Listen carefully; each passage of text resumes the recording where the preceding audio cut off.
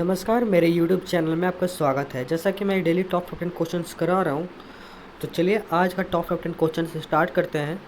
और स्टार्ट करने से पहले आपसे रिक्वेस्ट है कि अगर आप मेरे चैनल में नए हैं तो चैनल को सब्सक्राइब करके बेल आइकन को प्रेस करना ना भूलें, ताकि आने वाले वीडियोज़ की आपको जानकारी मिलती रहे। तो चलिए आज का पहला क्वेश्चन स्टार्ट करते हैं।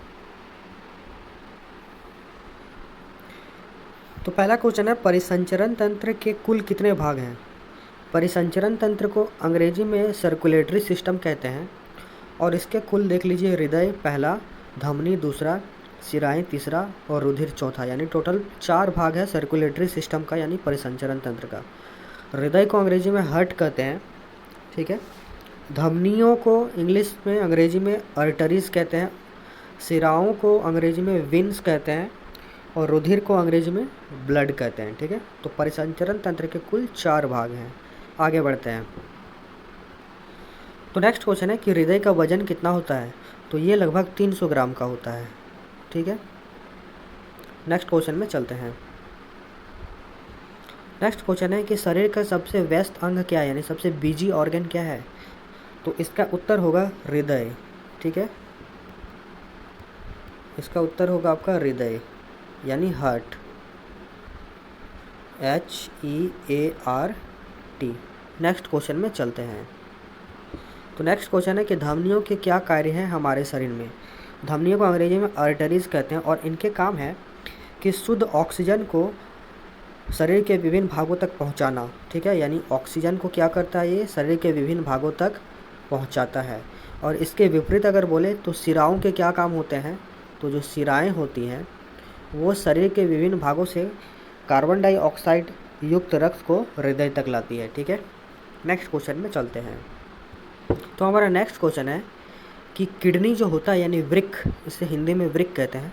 तो किडनी का क्रियात्मक और रचनात्मक इकाई क्या है, यानी सबसे छोटा अंश क्या है, सबसे छोटा भाग क्या है? तो सबसे छोटा भाग को कहते हैं वृक्काणु, ठीक है, या फिर इसे अंग्रेजी में नेफ्रॉन कहते हैं, ठीक है।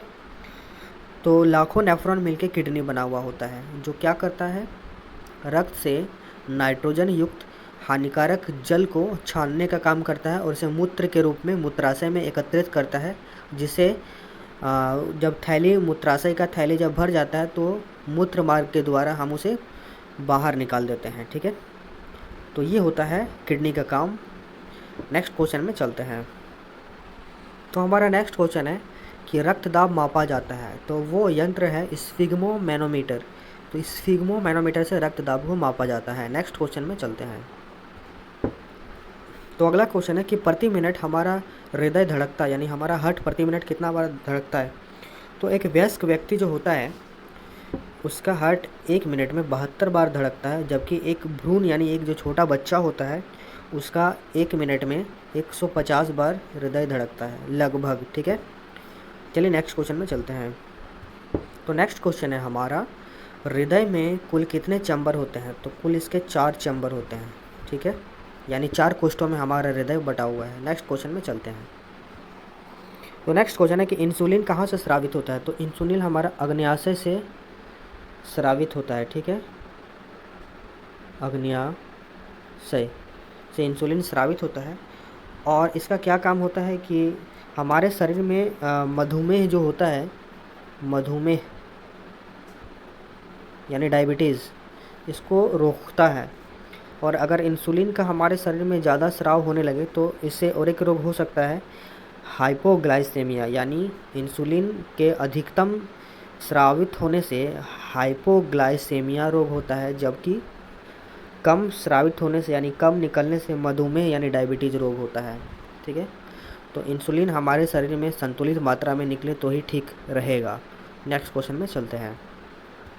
हमारे शरीर में ऐसा क्या है जो प्रोटीन को तोड़कर पेप्टोन बनाता है, यानी पेप्टोन में बदलता है? तो वो है हमारा पेप्सिन, ठीक है। पेप्सिन याद रखेंगे, पेप्सिन का कार्य क्या होता है, प्रोटीन को तोड़कर पेप्टोन में बदलना। नेक्स्ट क्वेश्चन में चलते हैं। तो नेक्स्ट क्वेश्चन है कि पित्तरस स्रावित होता है, यानी पित्तरस कहाँ से निकलता है? तो पित्तरस हमारा यकृत यानी लीवर से निकलता है, ठीक है। कहाँ से निकलता है? लीवर से निकलता है। और ये कहाँ जमा होता है? तो ये पित्ताशय में जमा होता है, ठीक है। और यह क्षारीय होता है, ठीक है, जो भोजन को क्षुद्रांत में यानी छोटी आंत में क्षारीय बना देता है। ठीक है, नेक्स्ट क्वेश्चन में चलते हैं। तो अगला क्वेश्चन है कि अग्नाशयिक रस में कुल कितने प्रकार के एंजाइम होते हैं। तो इसके एंजाइम का पहला एंजाइम है ट्रिप्सन। ठीक है, ट्रिप्सन। दूसरा एंजाइम का नाम है एमाइलेज। एमाइलेज। और आखिरी जो एंजाइम है वो है लाइपेज। लाइपेज। तो ये हमारे कुल 3 तरह के एंजाइम जो हैं वो अग्नाशयिक रस से निकलते हैं, पाए जाते हैं। ठीक है, नेक्स्ट क्वेश्चन में चलते हैं। तो नेक्स्ट क्वेश्चन है हाइपोग्लाइसेमिया से क्या होता है। तो मैंने कुछ देर पहले बताया था कि हाइपोग्लाइसेमिया जो है ना वो इंसुलिन के अधिकतम स्राव से होने वाला रोग है और इस रोग के कारण जनन क्षमता प्रभावित होती है और साथ ही साथ दृष्टि ज्ञान भी प्रभावित होती है। ठीक है, तो ये 2 चीज़ है जो हाइपोग्लाइसेमिया रोग से प्रभावित होती है। और ये किस कारण होता है, तो इंसुलिन जो निकलता है अग्नाशय से उसके ज़्यादा स्रावित होने के कारण होता है और कम स्राव से क्या होता है, मधुमेह यानी डायबिटीज़ होता है। नेक्स्ट क्वेश्चन में चलते हैं। तो हमारा नेक्स्ट क्वेश्चन है कि पित्त रस जो होता है वो मैंने बताया था कि पित्त रस यकृत यानी लिवर से निकलता है और ये पित्ताशय में जमा होता है। लेकिन इसके काम क्या है, तो इसका काम है भोजन को क्षारीय बनाना। भोजन को क्या करता है, क्षारीय बनाता है। इसके अलावा ये भोजन में आए हुए हानिकारक जीवाणुओं को नष्ट करता है। किसको नष्ट करता है, जीवाणुओं को यानी बैक्टीरिया को। ठीक है, इसके अलावा इसका क्या काम होता है कि ये वसा का इमल्सीकरण करता है। क्या करता है, वसा का इमल्सीकरण। ठीक है, तो ये सारा काम किसका होता है, ये सारा काम होता है हमारे पित्त रस का। ठीक है, और एक चीज़ कि पित्त रस जो है वो जो निकलता है और वो जिस माध्यम से जाता है उसको पित्तवाहिनी कहते हैं। तो पित्तवाहिनी में किसी कारण से रुकावट आ जाने पर पीलिया रोग होता है। कौन सा रोग होता है, पीलिया रोग। तो चलिए आज का लास्ट क्वेश्चन में चलते हैं। तो हमारा आज का आखिरी क्वेश्चन है कि आमाशय में भोजन कितने घंटे तक रहता है। तो ये लगभग 4 घंटे तक रहता है। ठीक है, 4 घंटे तक ये रहता है। तो आज का टॉप 15 क्वेश्चन यही समाप्त होता है।